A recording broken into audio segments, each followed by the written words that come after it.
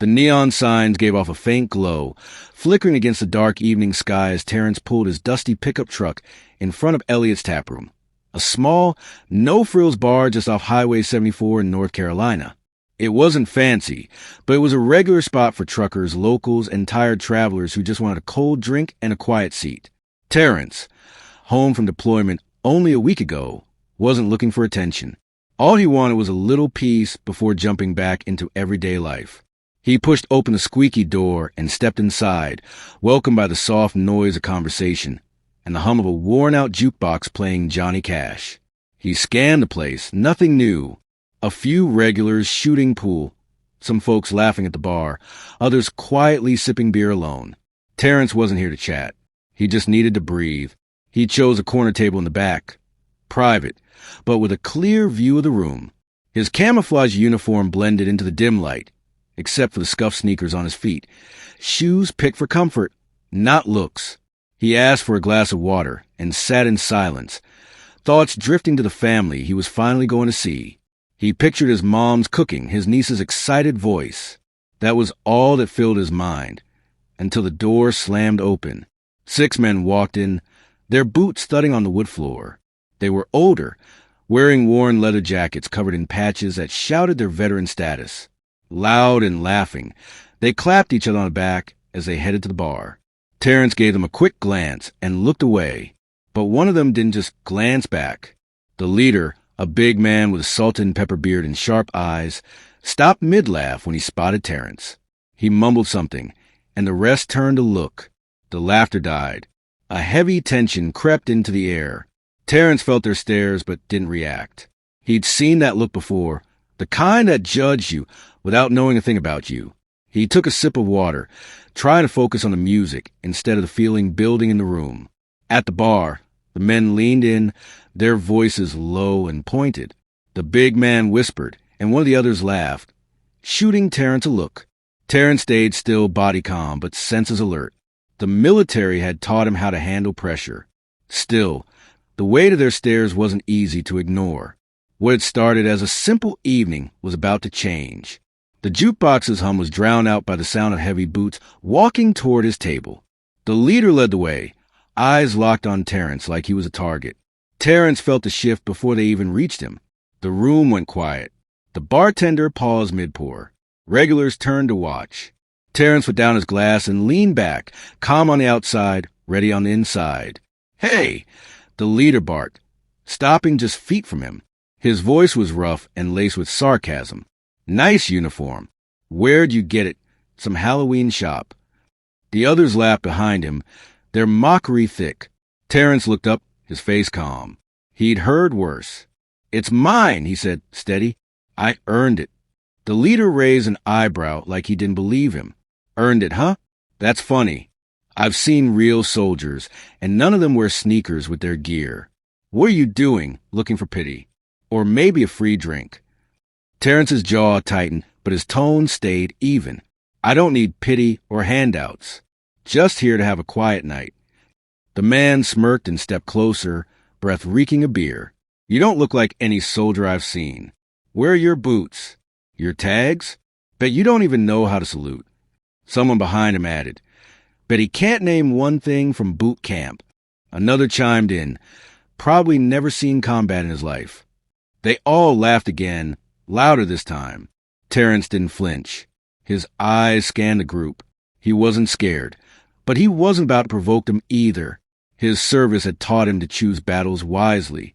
But something about their words hit different. Like it wasn't just ignorance, it was disrespect. "I don't have to prove anything to you," Terrence finally said, his voice cool but firm. That calm only seemed to annoy the leader more. He stepped even closer, towering over the table. "You think you're a hero? Walking in here like you belong," he said with a sneer. "I don't think you do." The room held its breath. Terrence met his eyes without blinking. "I've done 3 tours overseas," he said, voice steady but sharp. "And I don't need anyone's permission to be anywhere." For a second, the bar went quiet. The leader hesitated, thrown off by the certainty in Terrence's voice. But pride wouldn't let him back down. He scoffed. "Yeah? Then prove it." "Show us your tags, then," the man said, his voice hard. Otherwise, you're just a liar. Terrence glanced at the other men in the group. Their expressions had shifted. Less sure now, their confidence starting to crack. But none of them said anything. He let out a slow breath, keeping his calm. I don't owe you anything, Terrence replied, his voice steady. But if you think starting trouble here is a smart move, I'd rethink that. The tension in the room was thick. The bartender hovered near the phone, ready to call someone if things got worse. Other customers shifted in their seats, watching nervously. Still, the leader didn't back down. His smirk returned, meaner this time. You've got a smart mouth, he growled. Let's see if you're just as fast with your fists. The moment held, tight, dangerous. Then the man lunged, grabbing at Terrence's collar. It wasn't clean or trained, just angry and sloppy, but it was enough to trigger Terrence's instincts. He didn't think, he just moved. Years of training kicked in. With one swift motion, Terrence dodged a grab, caught the man's wrist, twisted it behind his back, and used his weight to shove him forward. The leader slammed against the edge of the table with a grunt of pain. Gasps filled the bar. The other men froze, their wide eyes stuck on their pinned leader. For a few seconds, no one moved. Then Terrence spoke, calm, low, and firm. I warned you, he said, leaning just slightly closer, his grip strong but controlled. You have no idea who you're messing with. The leader struggled, but it was no use. Terrence's hold was solid, his calm control, leaving no room to fight back. From across the bar, one of the others stepped forward, hands slightly raised. Hey, man, he stammered. Let him go. He didn't mean anything by it. Terrence looked up, locking eyes with him. He came at me. You saw it. If you wanted to let go, tell him to cool off first. The bartender, who had been silently holding the phone, finally spoke. Maybe it's best you all leave before this gets worse. But the leader, one of his friends called him Hank, wasn't done yet. Even with his arm twisted and his face against the table, he growled through clenched teeth. Call the cops. This guy assaulted me. He's wearing a fake uniform, and I want him arrested. Terrence let go, pushing him back with control. Hank stumbled away, holding his arm and glaring. You'll regret this, he said, voice full of threat. The others gathered behind him, now more fired up than before. One pulled out a phone, hands shaking as he dialed. Yeah, 911, he said loudly, making sure the whole bar could hear. We got someone impersonating a soldier, and he just attacked my friend. Terrence didn't move. He stayed calm on the outside, even though he knew how quickly this could all spin out of control. But he also knew he hadn't done anything wrong. His service, everything he'd been through, it would speak for itself. He just had to stay steady. Around him, the bar buzzed with whispers. Some customers looked uncomfortable. Others seemed quietly impressed by how calmly Terrence had handled everything. But no one said anything out loud, yet, outside, sirens grew louder. Red and blue lights flashed through the windows, casting moving shadows across the walls. The police had arrived. The doors opened, and two officers stepped inside. One was a tall man, with a buzz cut and mirrored sunglasses. His face gave away nothing. The other was a sharp-featured woman with a calm, watchful look. Their presence quieted the room instantly. We got a call about a fight, the male officer said, voice firm. Can someone tell us what's going on? Hank, still holding his arm and red in the face, pointed a shaky finger at Terrence. That guy attacked me, and he's pretending to be a soldier.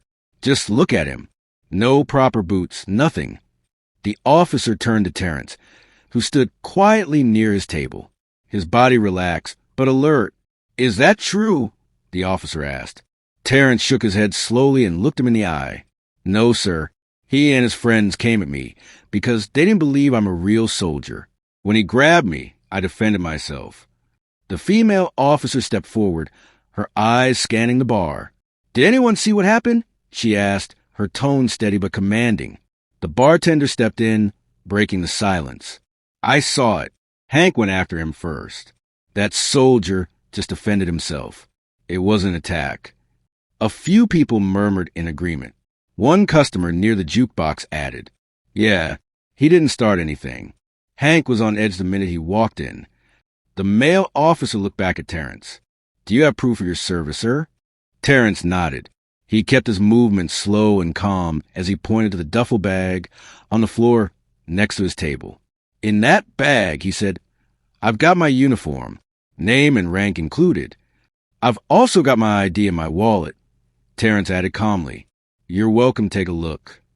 The officer walked over, picked up the duffel bag, and carefully opened it.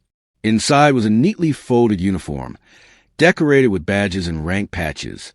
He looked it over, then gave a quick glance to his partner, who gave a small, confirming nod. You're clear, the male officer said, firm but respectful. Thanks for cooperating. Still holding his sore arm in pride, Hank grumbled, You're just going to believe him? That could be fake. The female officer shot him a sharp look. That's enough. From what we've heard, you started this, and you're lucky he's not pressing charges for assault. The words hit Hank hard. He deflated, his bluster vanishing. His crew looked around awkwardly, suddenly avoiding eye contact. Here's what's going to happen.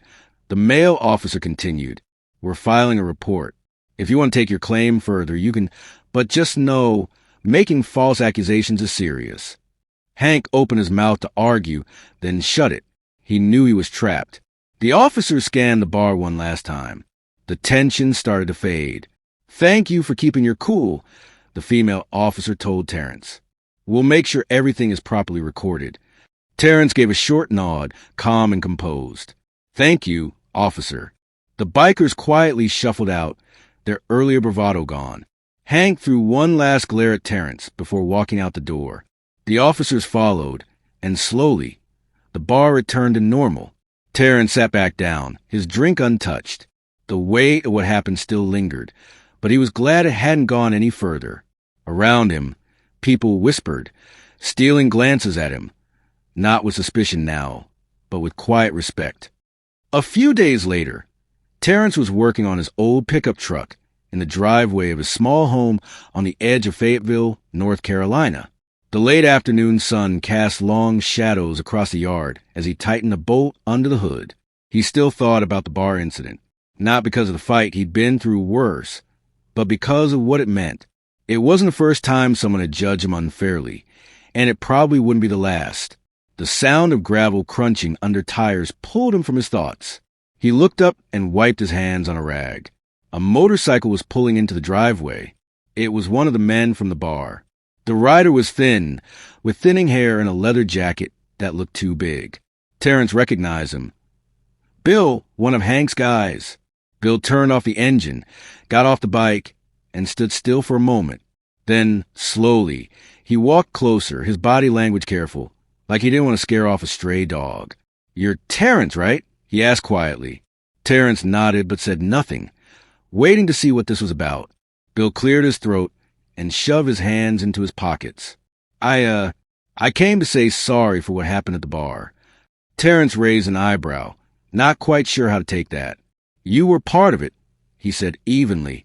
Bill nodded, face red with guilt. I know. I didn't stop it, and I should have. Hank. He gets people riled up, and I went along with it. That doesn't make it right. I've been thinking about it ever since, and I just needed to tell you. Terrence looked at him for a long moment. The man's discomfort was obvious, but so was the effort he made to show up. Why now? Terrence asked. Bill shrugged and looked down. Because it's the right thing to do, and because watching how you handled it made me realize how wrong we were. You didn't deserve that. Terrence was quiet. Then he let out a slow breath and leaned against his truck, arms crossed. What do you want from me, Bill? Forgiveness, Bill answered, then paused. But more than that, I want to change. I've seen too much hate in my life. I don't want to keep adding to it. What we did was wrong, and I need to own that. Terrence's expression softened. He'd heard apologies before, some real, some not, but this one felt different. Not because of what Bill said, but because he had the courage to show up. I appreciate you coming here, Terrence said at last. It doesn't erase what happened, but it's a start. Bill nodded, visibly relieved. Thanks, man. I mean it.